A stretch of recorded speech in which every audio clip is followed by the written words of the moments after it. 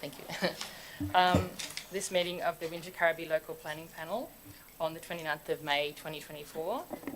I apologise to everyone for the late start. There was an accident on the motorway and 3 of the panel members came from Sydney this morning. I'm the chair of today's meeting, and also sitting are expert members Stephen Leithley at the end, Linda Kelly next to me, and community members Anthony Neal and Richard Colley. Acknowledgement of country. Wingecarribee Shire Council acknowledges the Gundungurra and Tharawal people as the traditional custodians of this land we now call the Wingecarribee Shire. I pay my respects to elders past, present and emerging. I would also like to extend that respect to all Aboriginal and Torres Strait Islanders present here today. There are no apologies and there are the following declarations of interest.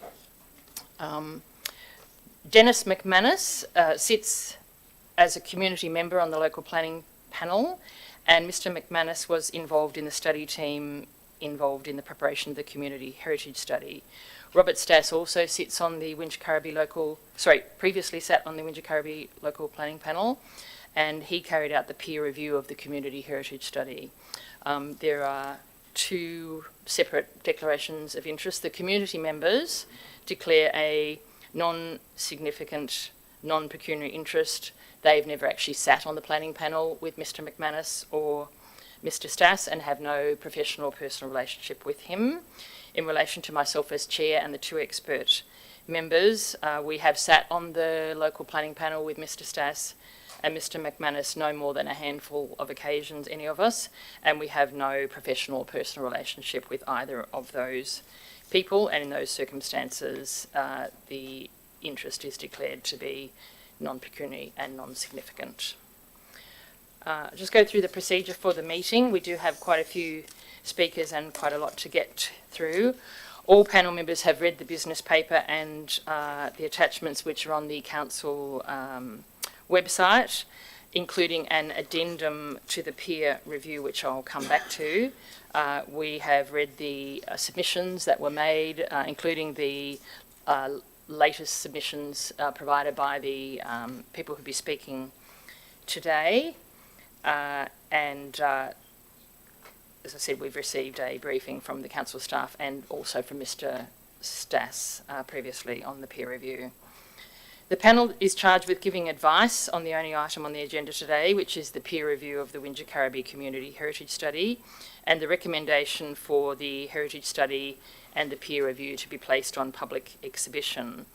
I think those of you who've been involved in the process are aware that there was originally a community heritage study done that was being placed on exhibition. You've had the opportunity, the community's had the opportunity to make some submissions in relation to that. This is now an opportunity for further oral submissions today.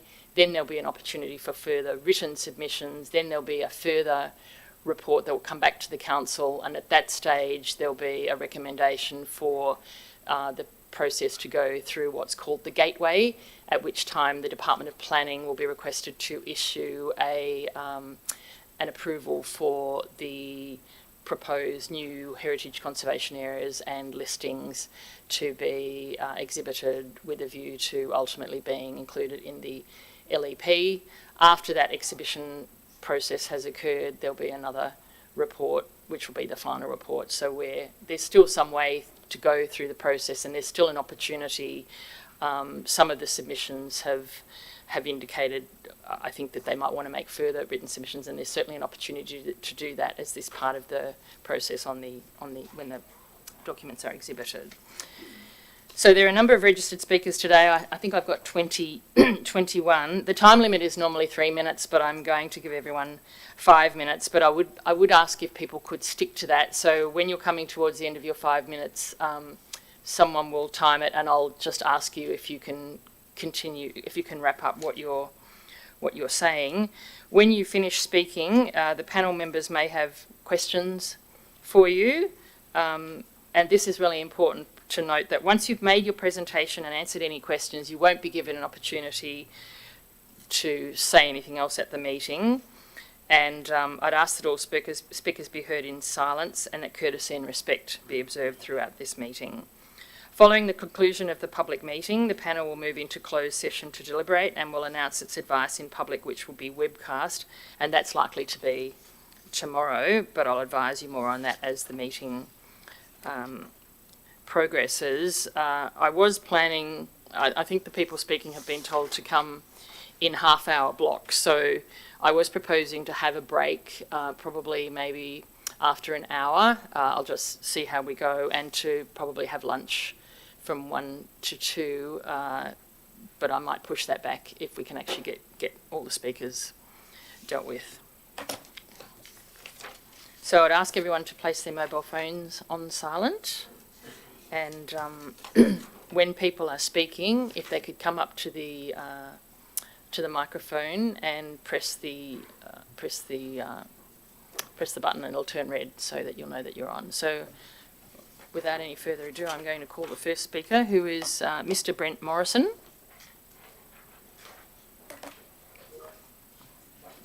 Thank you.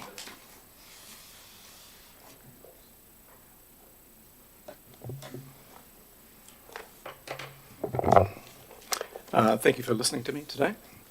I want to talk about item 284, which is the property at 159 Railway Avenue in Bundanoon. My background, I've been a local in the Shire for 15 years, and I'm one of the owners of the property there. Firstly, we do support the identification and preservation of the heritage items and the heritage conservation areas in Wingecarribee, recognising their immense value to the community and to visitors. And while we're in support of a fact-based and considered review by the appropriate heritage experts, we continue to reject the inclusion of 159 Railway Avenue, Bundanoon, as outlined in our letter in November. Therefore, we're opposed to the motion for the following reasons. The heritage study's reliance on a small group of local volunteers raises concerns about impartiality. A peer review infers the community heritage study was prepared by heritage experts, which is entirely misleading. And the process and evidence endorsed by the council to identify potential heritage significance was prepared by local volunteers and is very biased and opinionated in our view. Although the involvement of Mr. Stas, a heritage expert, lends some credibility, the limited budget of $22,000 for reviewing 609 items, which is merely $36 per item, casts doubt on the thoroughness of the assessment, and we would argue that's insufficient to form a view. The property in question has not been legally inspected by any member of the Wingecarribee Community Heritage Study, as no consent was obtained from the owners. The home is not visible from any public location, and any detailed description in the evidence sheet could only be written as a piece of fiction or as a result of trespass. The information contained in the evidence sheets that seek to justify an identification of the property for potential heritage significance is inaccurate and misleading. For example, the photos I've included in this submission the other day towards the back are not of the house at 159 Railway Avenue, and the images bear little to no resemblance with the structure in question. The peer review process did not involve a direct consultation with us, the property owners, nor was the property visited, and Mr. Stas will never have seen a photo of the house. This reliance on documentary evidence from the heritage study, which we find inaccurate and biased, undermines the validity of the peer review. The validity of the material is questionable given that the changes to the property over time, the substantially modified state of the property, and the lack of visibility from the public domain. Changes to the cladding and additions to the facade have severely diminished the aesthetic value of the property's original features. And given the integrity of the built form cannot be confirmed, it should never be included in the final heritage list. The property is not located in an existing or proposed heritage conservation area. The property could not be considered to be contributory to the land streetscape, as it has no visibility from the public domain and is set back from the road by almost 200 metres, hidden behind dense vegetation and mature trees. There has been no public access to the property in its 100 years of existence, having been in private ownership that entire time. The identified house and garden in the heritage study is broad and vague, and it demonstrates a lack of any genuine knowledge of understanding of what is a 60-acre property. The issue of curtilage has not been clearly addressed in the recommendation to be included in the local heritage as a local heritage item. The home identified as a small component of a total land area covering the home is on less than 1 acre of a complex 60-acre property. Therefore, we do support the recommendation from Mr. Stas in relation to defining specific curtilage for larger properties to avoid confusion over the impact of well-established planning controls. We object to the proposed heritage listing on the basis of identified associations with persons, and in our opinion they are not significant to the place or community. We believe the community heritage study findings are an over-assessment of the heritage value of the property to the Wingecarribee community and will have detrimental impacts on us as owners in terms of any financial obligations to maintain or conserve the property. And we do not support the listing due to the difficulties of that property. And I want to touch on livability. My background is 35 years in residential property, both restoring and building new homes and designing homes. The design of the property is not fit for genuine use. The floor layout does not meet modern living standards. For example, there are 8 bedrooms serviced by 1 living area. The area is small, dark, inward-looking with no views and windows to the outside of the home has no connection with the surrounding gardens, and it's literally been plonked there with no thought to a seamless flow of inside and out. Despite a recent renovation, including new floor coverings, paint, appliances, we've been unable to rent the property for 18 months of trying through local real estate agents, even at a below market rate. People simply do not want to live in the house after viewing it. A recommendation to be included as a... Can I wrap it up? Sorry, I'll change. Okay. We acknowledge that it's a degree of subjective judgment and it will inevitably be involved. The peer review is not a balanced assessment. It only relies upon the inaccurate evidence provided in the study. During the peer review, because the process is not viewed and there were no attempts to consult us directly, the property has undergone substantial internal and external modifications which reduce any heritage considerably.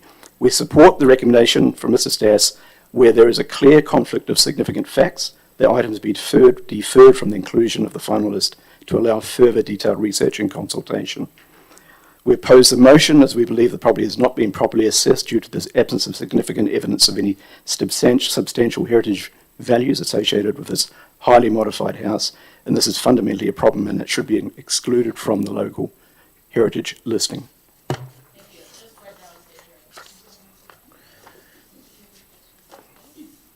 I just had one clarification.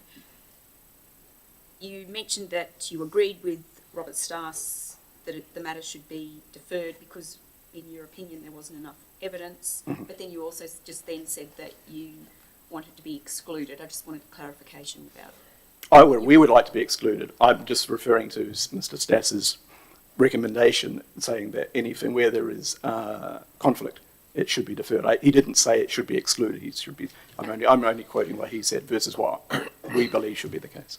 Yeah. Yes. Mr.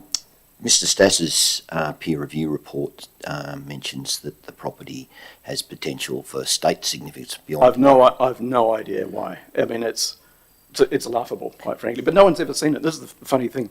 There's no evidence. He's not seen the property. There's no.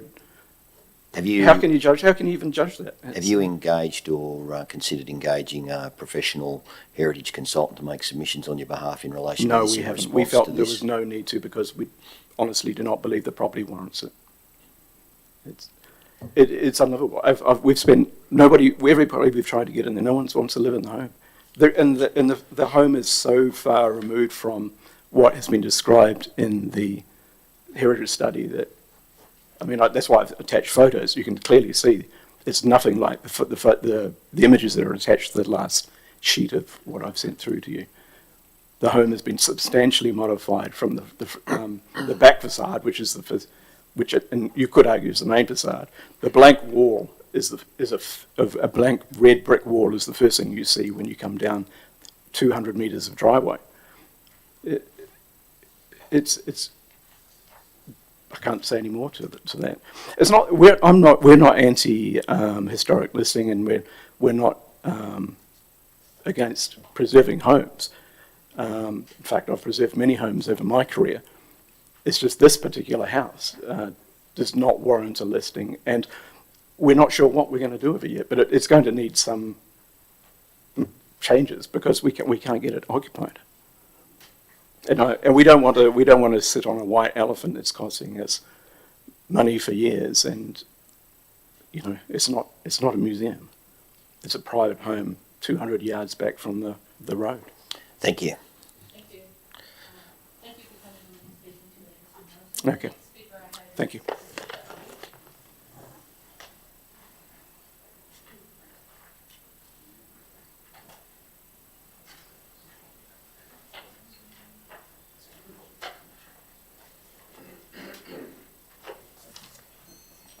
Thank you. And this, the property is 71 Penrose Road, London, is that correct? That's it. And I came here today to say that there have been no specific commentary on my place in the peer review report. But that has now changed because 3/4 of an hour ago I was shown the addendum where there was a commentary on my report. But I'm not happy with what was said in the addendum. So can I speak to that instead? Thank you. So the addendum gives says I had included three reasons, and I'd like to, for objecting, and I'd like to speak to each of those in turn. So one, it said that there had been changes to the nursery at 71 Penrose Road. In fact, the nursery was closed in 2010. There is no evidence left of it. The majority of the nursery was on number 69, my property adjoining my house property, and number 69 has been sold and there is a house on it. It no longer, there's no longer any nursery there at all, there's a house. And there's nothing left on number 71. There's no pots, no plants, no garden beds. Everything has gone. So it's not objecting to saying there were changes to the nursery. There is no nursery, nothing.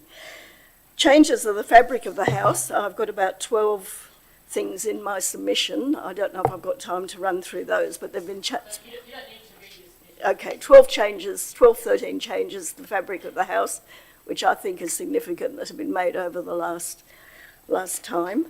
And the third thing that was referred to in the agenda was that I objected to the inclusion of the paddock, and it's actually the paddock and the adjoining land being included in the listing. The paddock was never part of the nursery. There was actually a fence across and customers were forbidden from going into it. And also the paddock has changed since then. There are now fruit trees in there. There's a rose garden. There's a native garden. So the paddock of 100 years ago no longer exists.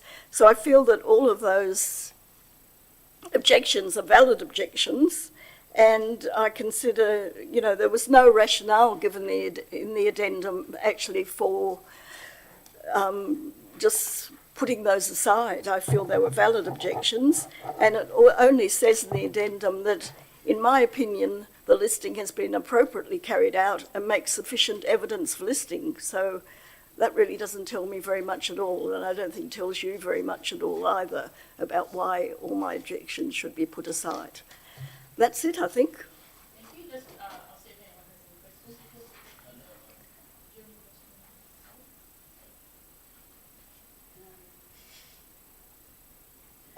I'm a little bit confused. Yes. So in the statement of significance, it refers to it being the former Bundanoon Village Nursery. Yes. So what you're saying is the response around it being changes to the nursery, in fact, the nursery is just not there. Is that what you're saying? That's what I'm saying. Yeah. The And- nursery is not there. And Most of the nursery was on adjoining land which has now been sold, and the new owners have built a house on it. So most of the nursery was on number 69 Penrose Road. Okay, so that's Okay. kaput, that's gone. And what was on 71 Penrose Road, the display beds have been dug up because I'm older and I couldn't look after them all. There are no pallets with pots of plants on them. There's no signs. There's nothing really now to show there was ever a nursery there. It's a nice bit of history, but that's all. Okay, thank you. No, not really. I've done a couple of nice photos. Yes, yeah, we were happy then. Well, happy now too. Okay, thank you for coming. Thank you. The next speaker is Bundanon Capital Investments, 38 to 40 Church Street, Bundanon. Sorry, I'll just read that again. It's Bundanon Capital Investments, 38 to 40 Church Street, Bundanon. It says speaker unnamed. Do you not want your name known? No, that is I. We didn't know who was going to come today, so Okay. that's all right. Could you give us your name for the record? Absolutely. It's Dharmit Goradia, Goradia, and first name Dharmit, Dharmit. Thank you. Please proceed. Thank you. So I think we've got the introduction done. So I'm from Bundanon Capital Investments, representative of, named Dharmit Goradia. I'd like to thank Council and the panel for the opportunity in allowing us to share our views in relation to the said property today. First and foremost, I'd like to reiterate our objection to the heritage listing as proposed, given the following. Foremost, the process and rationale behind the listing as proposed was made on the basis of factually incorrect information, right from the name of the property to who lived in it to who owned it.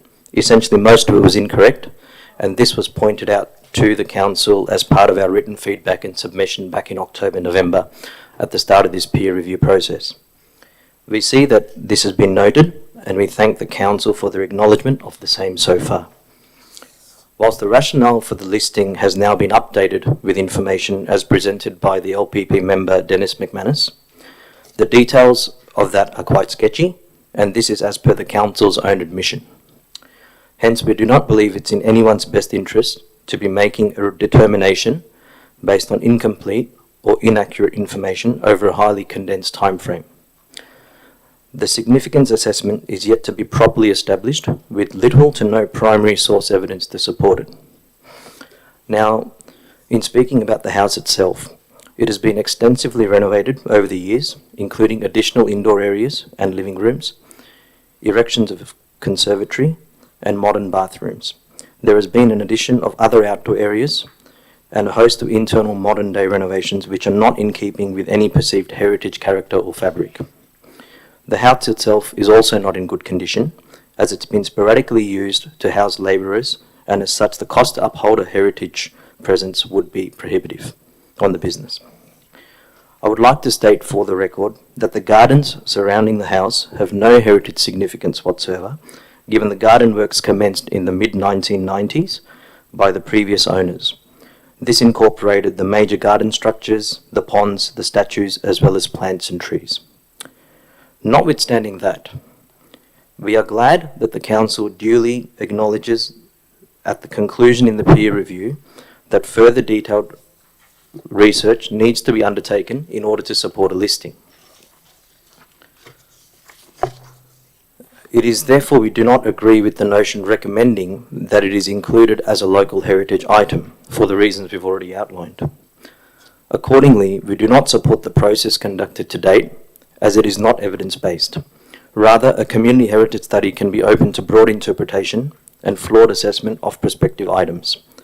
Additionally, it can have the potential to undermine Council's ability to enforce a heritage listing and would be a substantial departure from the conventional process of listing valuable items of heritage significance.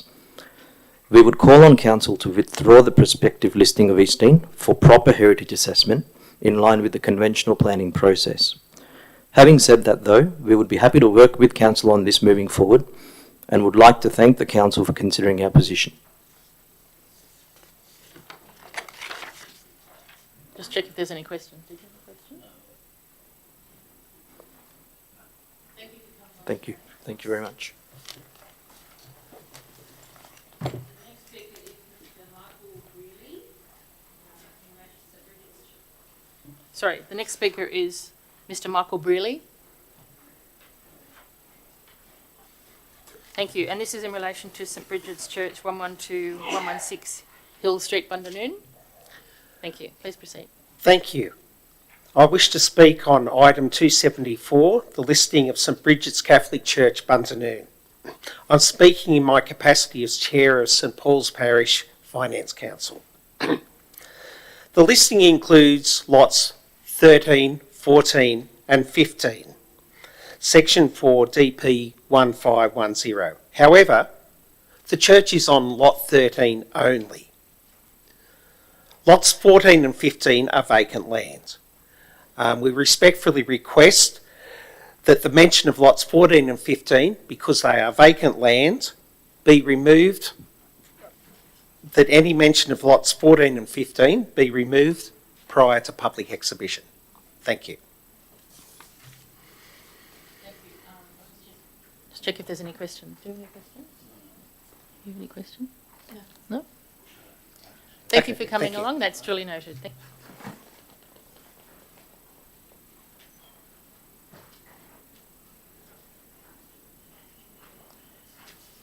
So the next speaker is Dawn Jonas.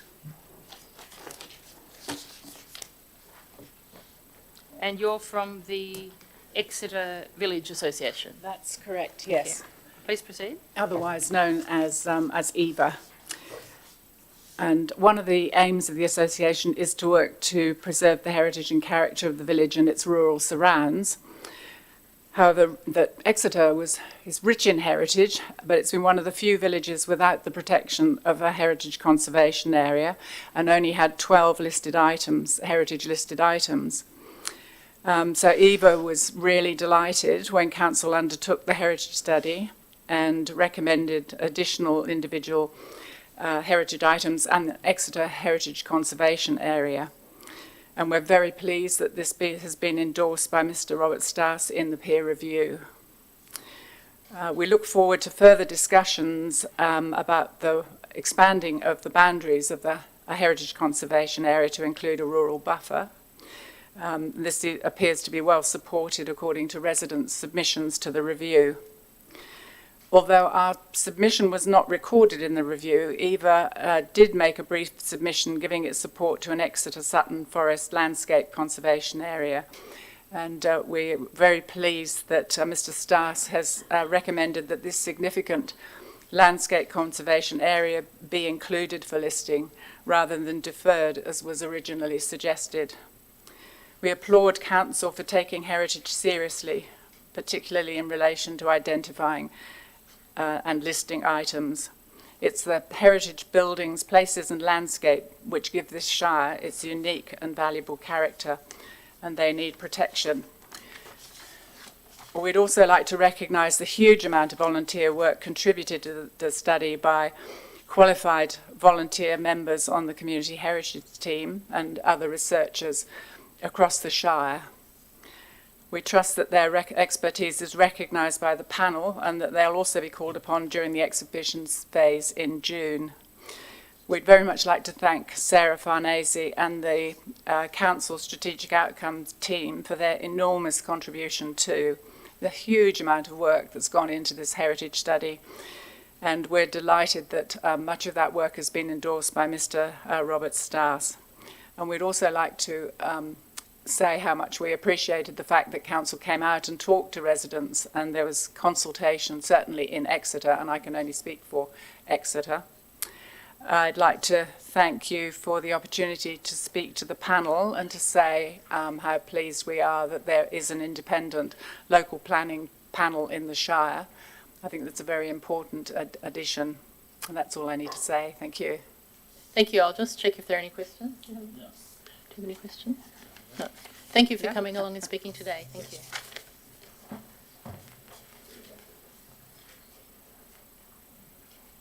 So the next speaker is Anne Elborn.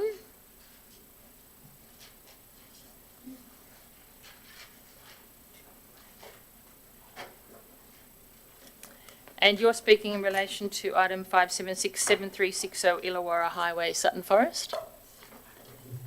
Yes, Thank you. Please proceed. just get a drink, sorry.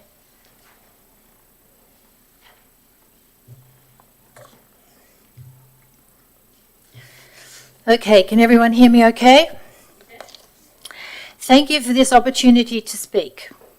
My name is Anne Elborn and I am co-owner of the building referred to as John Hand's Federal Stores on Illawarra Highway at Sutton Forest.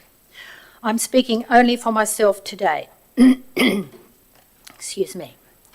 Firstly, I apologise for not engaging with the heritage listing process before this. I think it's correct to say that the recommendation for heritage listing does not necessarily involve the owner, but I think a visit to owners to talk it over would be a good idea, as previous gentleman mentioned, lack of direct consultation. However, as I would rather not have our property heritage listed, I will be making a submission to that effect during the public exhibition of the peer-reviewed draft community heritage study. I did read on the Wingecarribee Shire Council website that an unlisted place might still qualify for a heritage grant under certain circumstances. I would now like to address the bigger picture. On the subject of areas now being recommended for heritage listing, I am wondering what influences are involved.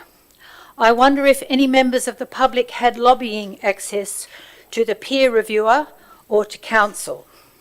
For example, to me, it's a real pity that the paddocks that will become East Mossvale do not have enough significance to save them from mass development.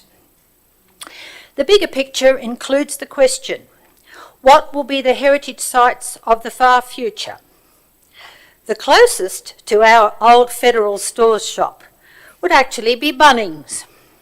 Will we see fit to preserve Bunnings in that expanding industrial area at the picturesque gateway to the historic Southern Highlands? Will our green buffer zones be respected so that we remain a group of towns and villages with heritage value and not suburbs? One council employee seemed to think suburb was the right term when they asked me which suburb I lived in. We have a lot to lose. On the plus side, more development might mean fewer blowflies. Thank you. Thank you. I'll just check, just wait there to see if there's any questions. Thank you. Did you have any questions? All good? Thank you.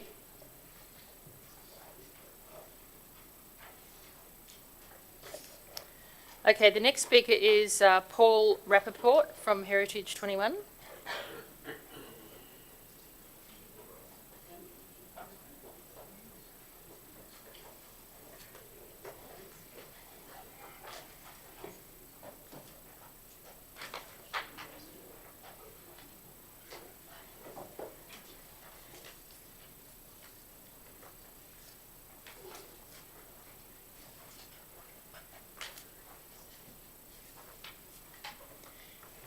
Thank you, and we have received your submission, Mr. Rappaport. All right, thank you.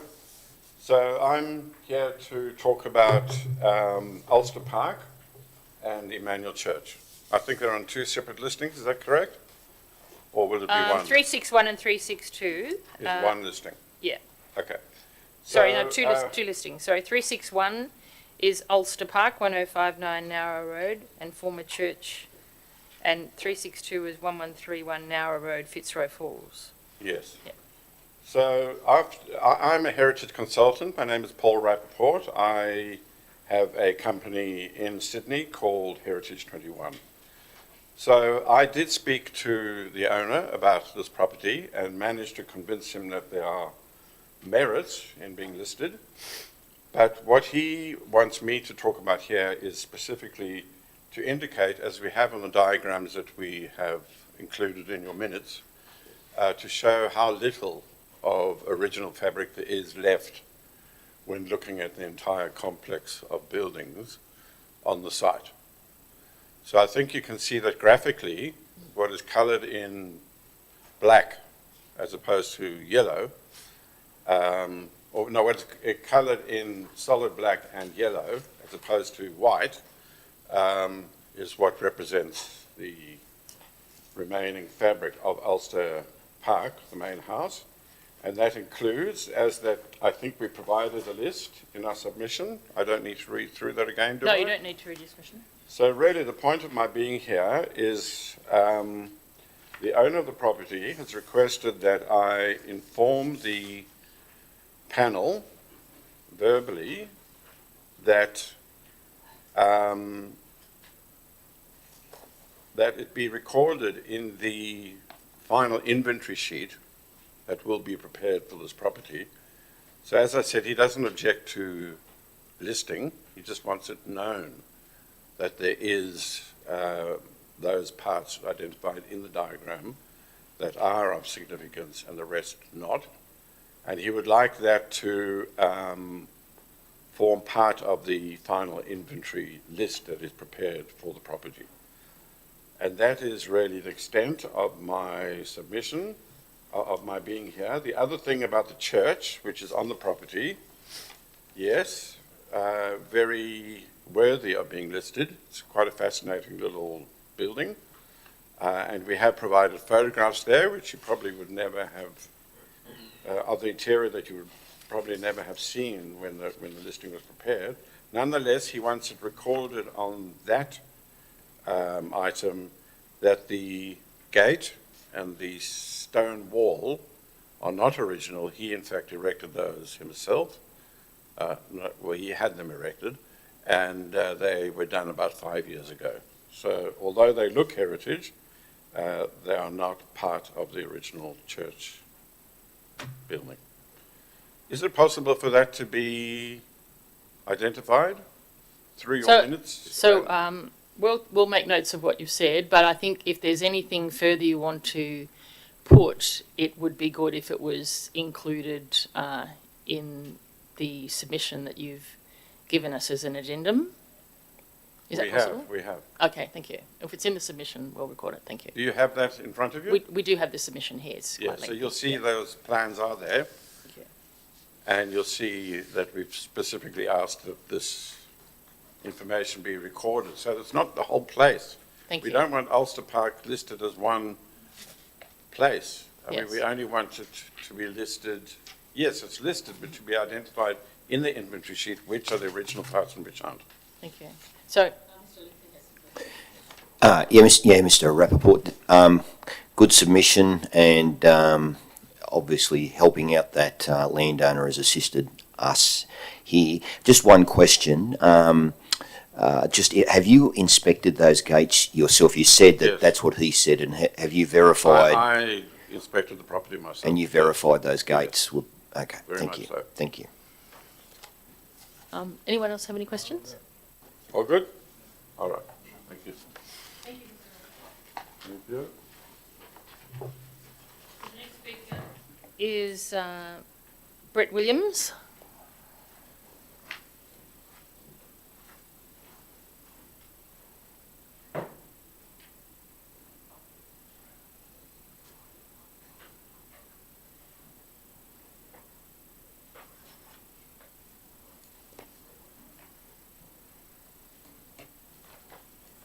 Maybe just check outside then.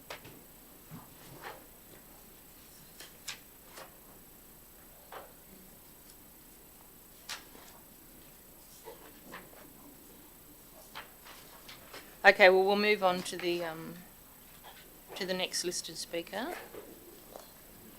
which is Robert Wiltshire.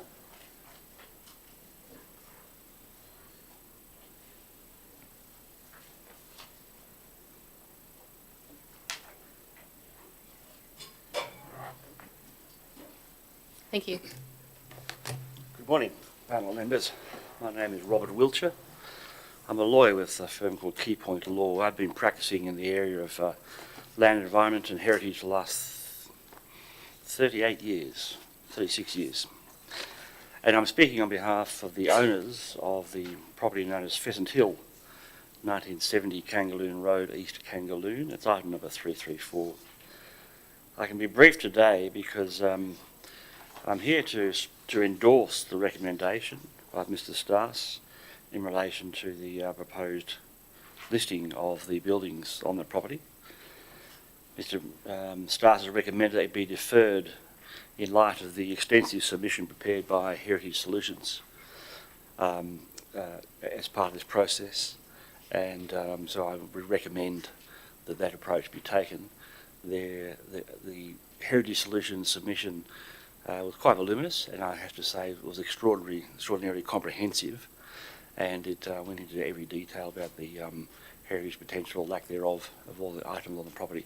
So Mr Stas, I think, has taken cognizance of that and recognises much more work needs to be done. So I certainly recommend that, I endorse the recommendation he makes that the matter be deferred and taken off the current gateway process. The other issue was the potential for a conservation area for the East Kangaloon area, and Mr Stas, I think, raised that as a possibility, again, outside the gateway process, something the council might consider in the future, and certainly my clients will be happy to consider it in the future, but as this recommendation from Mr Stas has come at the 11th hour, as it were, it should also be taken as a separate item for the future and not included in the current gateway process, but it is certainly a worthy thing for consideration in future stages.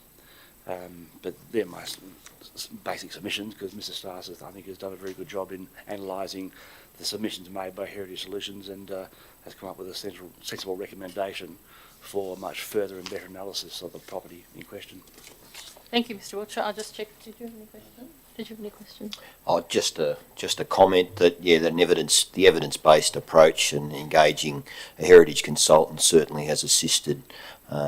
Just a comment, yeah, that assisted in this process in consideration of this matter. Fantastic. I have to say, it's one of the most comprehensive reviews I've seen in my 36 years of work. So, no, well done. Yep. Thank you. Thank you, Mr Wiltshire. Thank you for coming along.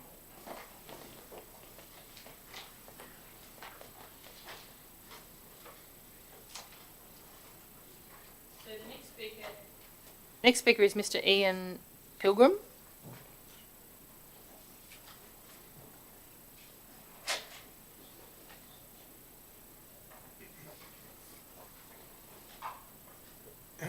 Hi everyone. Thank you. Please proceed. You can take a seat. Okay. Where would you like me to take it to? All right. So, just before we start, Mr Pilgrim, there are 3 items on the list of speakers that the peer review has recommended not proceed to listing. Of course, you're still welcome to speak, but you're aware of that anyway. Thank you. I just wanted to give you a little bit of background to my property, my wife and my property. So I live on the corner of Chapman Street and Throsby Street in Mossvale. And the house that we have was on a double block of land. And we picked the house up and put it on one block and sold the other block off to pay for the cost of moving it and the renovations. This was done 3 and a bit years ago. So the council, I then applied for a DA to the council to add a balcony and make what was a pretty unremarkable house into something that looks pretty nice. And it looks old and in keeping with, the period of which the house was originally built. I'll make a few points to you. The council had an opportunity, if they wanted to, it's not in a heritage zone. The council had an opportunity 3 years ago to tell me if they wanted any of the original building kept, and I tried to honour the building as much as I could with the renovations that we did. And I think anybody looking at it would say, yeah, it's a really pretty building now. I had a person who actually lived in the house maybe about 40 or 50 years ago who knocked on the door, and she wanted to have a look at the place just for her own interest, and we let her do that. And she told us the bedroom that she was in, and she said she didn't recognise the house really, but she was very pleased to see it looking like it was. So having spent $250,000 renovating the house, I don't want to be rewarded by having then somebody come along and say, well, gee, that's a really nice house, we'd like to heritage list it now. Well, what heritage are you trying to keep? I've kept the original parts of the original house there. Anybody who lives in an old house and who wants to keep that house as an old house is living there out of choice. They don't want a cookie cutter house, they want the character of an old house. And I don't want my house heritage listed. I don't want the value of my house reduced by a heritage listing, making it even, say, more difficult to sell if I want to sell it. but I know that I've done a nice job, and the council had an opportunity to participate in that only 3 years ago, and they didn't. And so that's one of the reasons why I'd like to be rewarded by the fact that it is not heritage listed, and I don't want my asset devalued. And really, I don't really. I've made in my submission beforehand. I think you'll see the original photos of the house and what it looks like now, and I think you'd say.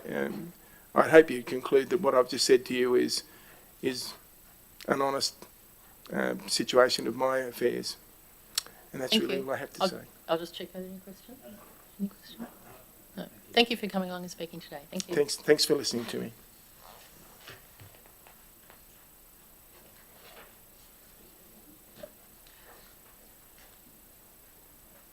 So the next speaker is Danny Leguay. Sorry? Oh, sorry, Oliver Kirkland. Thank you.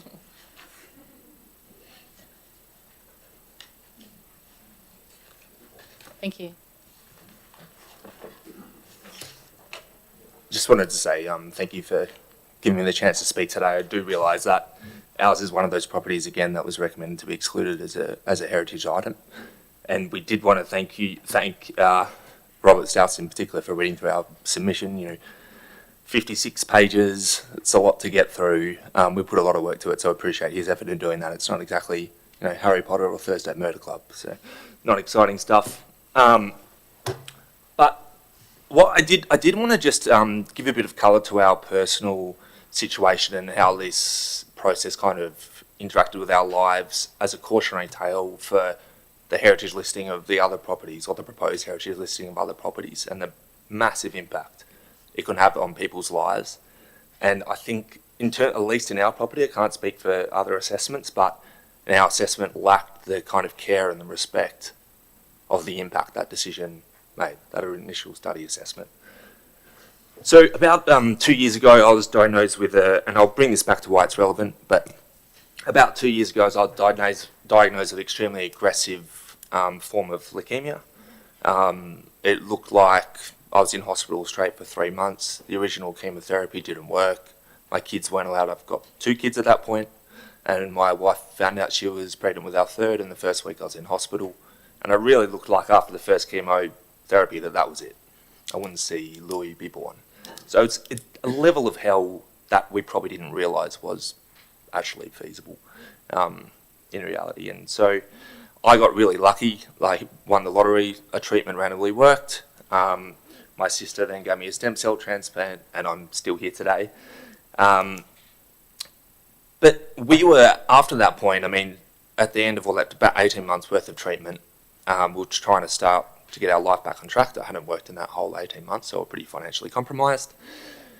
And this is when we got notice that the original study was proposing to list our house as a heritage item. Now, the massive problem with that is I had relapsed or had other health issues, which is easily possible. I still do have issues from the treatment today, and had to move back to Sydney. We would have been forced to sell a house that was under heritage listing, and that house is in really, really bad quality, which I hope my submission or our submission to the committee shows, just through the photos. It really is in bad nick. And it's been so modified, both the garden and the house itself, that it really doesn't have any heritage value whatsoever. It's just an aesthetically nice house, not similar to many others in the community. So if we were forced to sell, it would have financially crippled our family, because it's in such a bad condition. The advice we had, if you are forced to sell a house in bad condition that is now heritage listed, people won't want to touch it, because they'll be scared that they won't be able to rectify it in a way that it needs to. So that obviously could have a massive impact on our lives. If I had died, it could have financially crippled my wife and the 3 kids. If I had survived, it could have financially crippled all of us. And the original study, in my opinion, showed such a lack of care and respect and rigour in what they proposed as the rationale for the original listing. I think we quite comprehensively show that in our submission, and Robert Stouts agrees with that view as well in his. So I realise this has no relevance for me now in this, but I really, when considering the other properties as individual items, just want to flag that it's a massive impact in their lives. So I think the panel really has to be confident that due process has been followed here and the right level of rigour and care has been put into each item that is recommended to be listed, individual items specifically. For example, for ours, I mean, they proposed a heritage list of the garden. We just redid the whole garden in the last 12 months, as you can see in the pictures. All that would have taken is someone to drive 2 minutes up the road. It's just up there. They could have seen it with their own eyes. That actually looks nothing like the real estate properties photos that were used in the original evidence sheet. So, I mean, even on the process perspective, I mean, I looked at the DPE, the department's guide for recommending individual items. Sorry, I'm just going to, I have given everyone a 5-minute limit, Okay. so I think you're getting towards the end of it, so for Gus to wrap it up, thank you.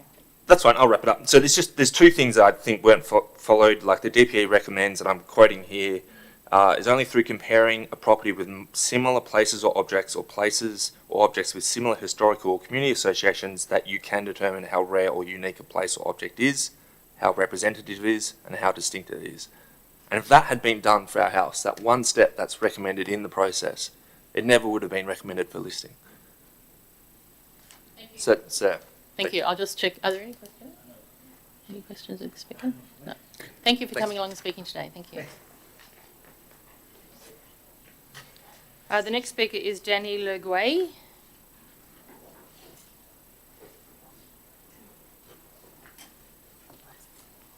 Thank you. Hi, my name is Danny Legay and I am the owner of 10 Throsby Street, Moss Vale. I want you all to know that I am tired. I'm actually physically and mentally exhausted and have not slept since the independent peer review was released by Council last week. I was given less than 48 hours notice, advising I had been granted permission to present today.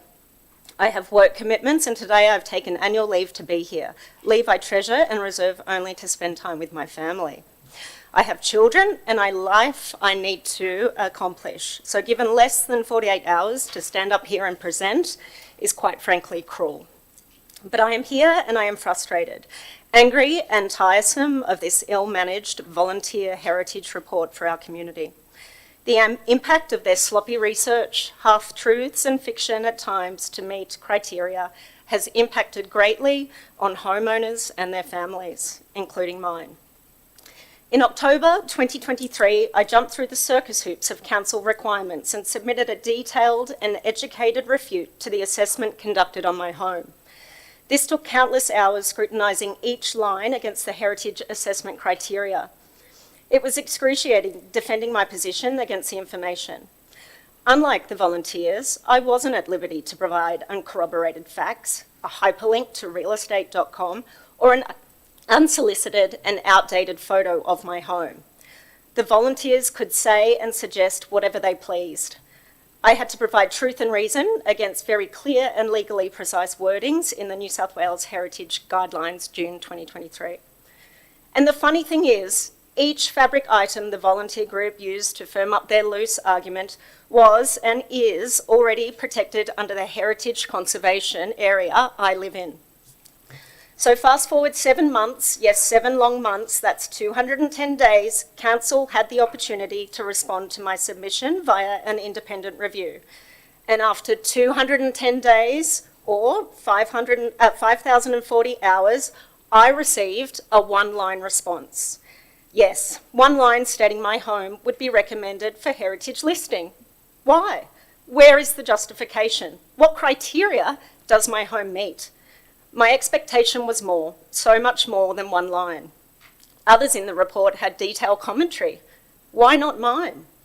So when the report was released last week, I called council the very next day. I attempted at 8:58 a.m. and again at 9:19 a.m.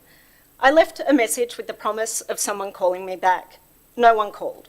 So eventually I called again later that afternoon.